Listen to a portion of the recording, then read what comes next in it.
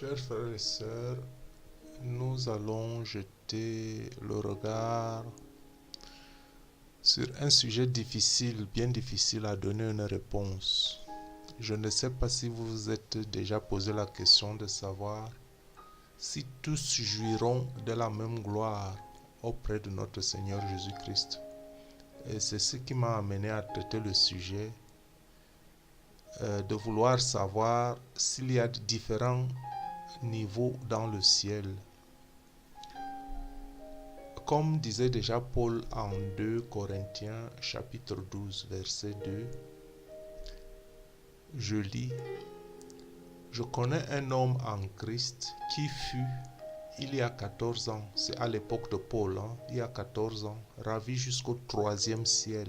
Paul dit bien ici que l'homme fut ravi jusqu'au 3e ciel, ce qui suppose qu'il y en a un premier, un deuxième et peut-être même un quatrième, qui le sait.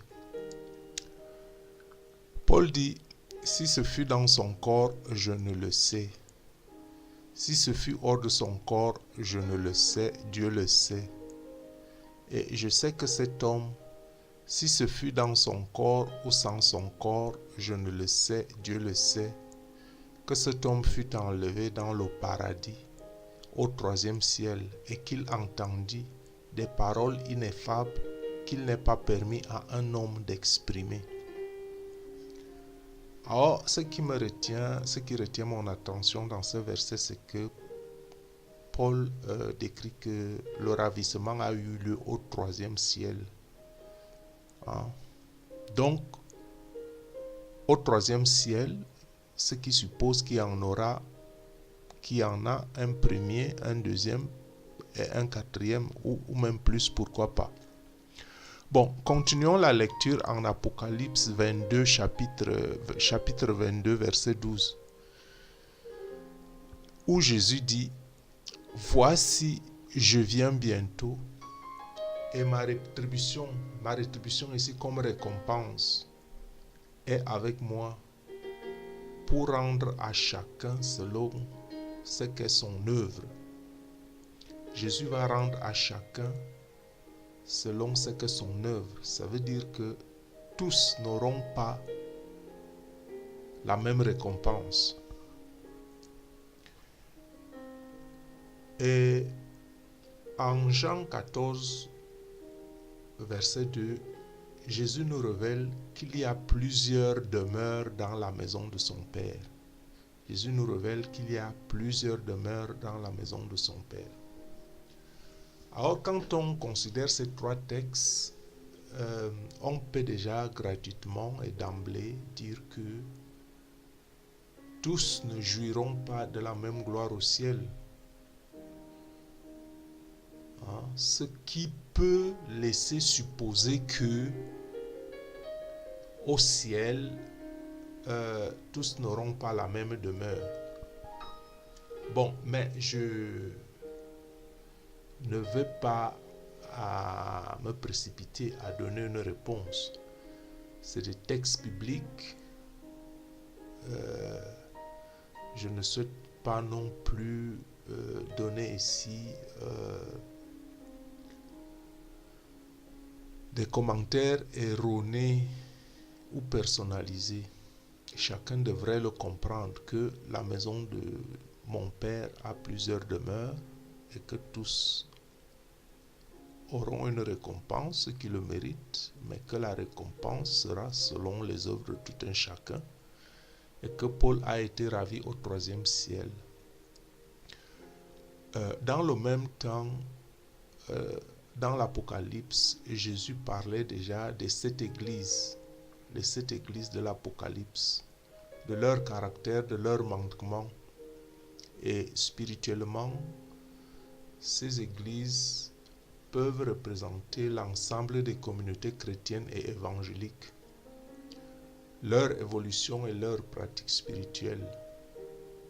D'où la question: y a-t-il des degrés d'élévation ou d'évolution spirituelle? Si oui, vous vous êtes jamais posé la question où vous vous situez?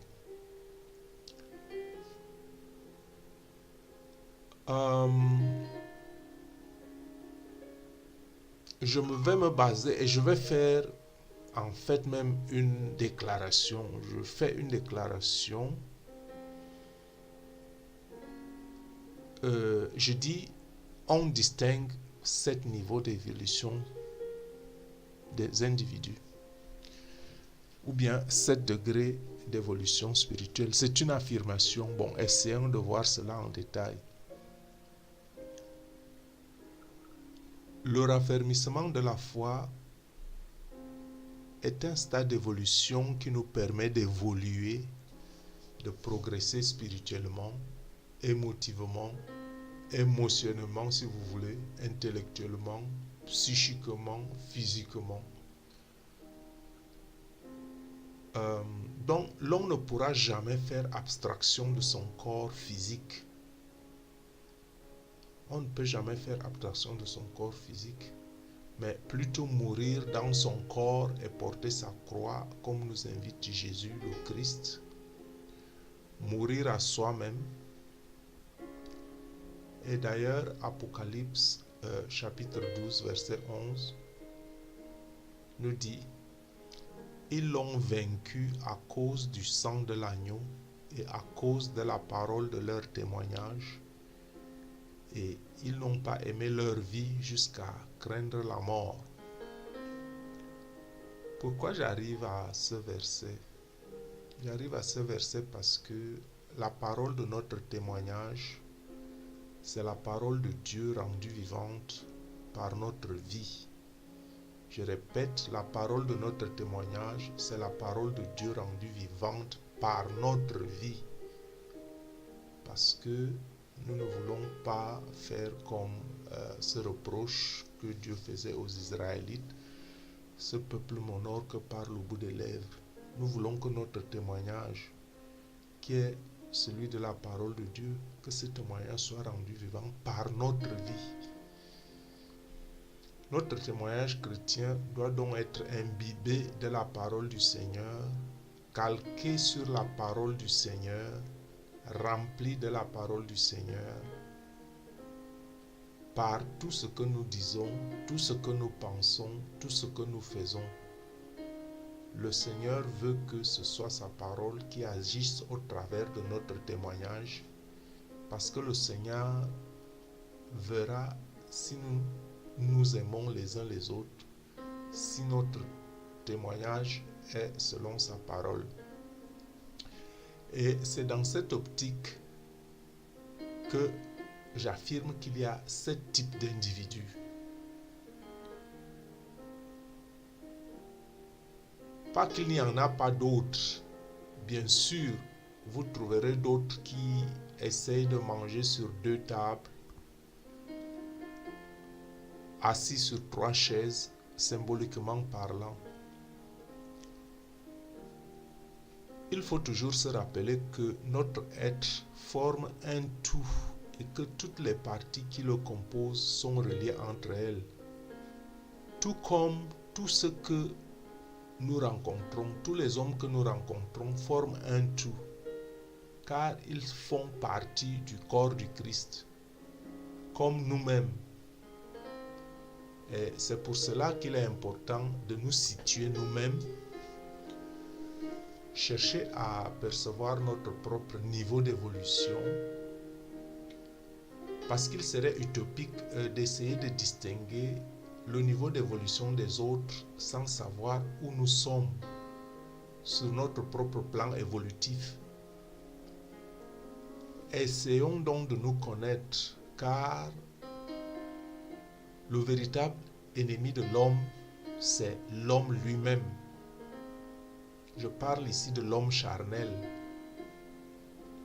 parce que l'homme naturel vit selon la chair et tous ses choix et ses actes reflètent les actions de la chair, comme cité dans Galates chapitre 5 verset 19 à 21 que je lis. Or, les œuvres de la chair sont manifestes, Ce sont l'impudicité, l'impureté, la dissolution, l'idolâtrie, la magie, les inimitiés, les querelles, les jalousies, les animosités, les disputes, les divisions, les sectes, l'envie, l'ivrognerie, les excès de table et les choses semblables. Et Paul nous avise que je vous dis d'avance, comme je l'ai déjà dit, que ceux qui commettent de telles choses n'hériteront point le royaume de Dieu. Donc, ce premier niveau d'évolution est relativement primitif au point de vue spirituel. La personne qui se trouve à ce niveau est essentiellement matérialiste. Elle ne se plaît que dans la matière, c'est-à-dire dans l'accumulation des biens et à travers la satisfaction de ses besoins primaires. Pour cette personne, il n'est pas question de penser ni de parler de spiritualité. Cela n'existe tout simplement pas, si ce n'est que pour leurrer le peuple. Les plaisirs des sens sont les seuls que cet individu juge bon de satisfaire, souvent avec excès. Boire, manger, s'accoupler sont les passions dirigeantes dans son existence. Cette personne est de surcroît convaincue qu'après la mort, il n'existe plus rien. Chers frères et sœurs, il existe cependant un autre groupe de personnes que nous assimilons au deuxième niveau d'évolution spirituelle qui ressemble beaucoup au premier. Les possessions matérielles sont encore une force dirigeante, une pierre angulaire de l'existence. La satisfaction des sens tient encore la place la plus importante dans l'existence de ces personnes et elles ont tendance à croire que la valeur des gens est proportionnelle aux biens qu'ils possèdent. Par contre, les personnes à ce niveau croient en un être supérieur. En fait, elles ont tendance à se créer un Dieu qui les arrange. Leur spiritualité est très rudimentaire, tout comme leur image de Dieu. Cet être suprême vit dans un endroit situé hors de la portée des hommes. Mais ces personnes ont tendance à y croire au cas où il existerait. Ces gens ne comprennent pas vraiment ce qui se passe à la mort et ils ont souvent l'impression d'être dépassés lorsqu'ils pensent à de telles considérations. Ils sont conscients de leur mortalité et s'en inquiètent assez pour croire en Dieu et espérer que ce qu'ils font est bien et qu'ils doivent faire et ce qu'ils doivent faire.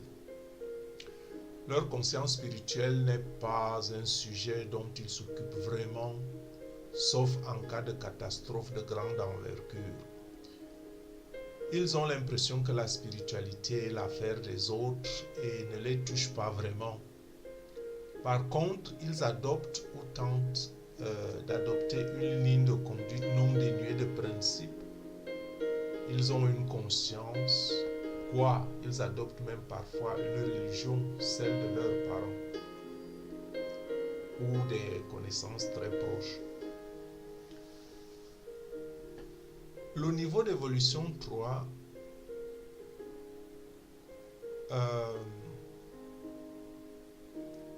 à ce niveau, on rencontre des gens qui vivent encore dans la matière tout en croyant en Dieu. Ils découvrent le rapport entre Dieu et le reste de l'univers. On peut affirmer sans vraiment se tromper que la majorité des gens qu'on rencontre un peu partout appartiennent à ce niveau d'évolution. Ils sont assis entre deux chaises, si on peut dire. D'un côté, ils jouissent des plaisirs des sens, ils amassent des biens matériels, mais sans y mettre l'accent. Des deux premiers principes, des deux premiers niveaux d'évolution. La collecte ou l'accumulation des possessions matérielles n'est plus le but essentiel de leur existence. Leur niveau de spiritualité vacille selon leur intérêt du moment. Ils font souvent partie d'une religion quelconque et empruntent la philosophie de celle-ci pour ce qui est des considérations spirituelles. En ce qui a trait au dogme et à la façon de se conduire dans la vie, ils comprennent mieux la spiritualité et le concept d'un être supérieur. Pour eux, l'au-delà existe vraiment, bien que sa forme dépende de la religion qu'ils pratiquent.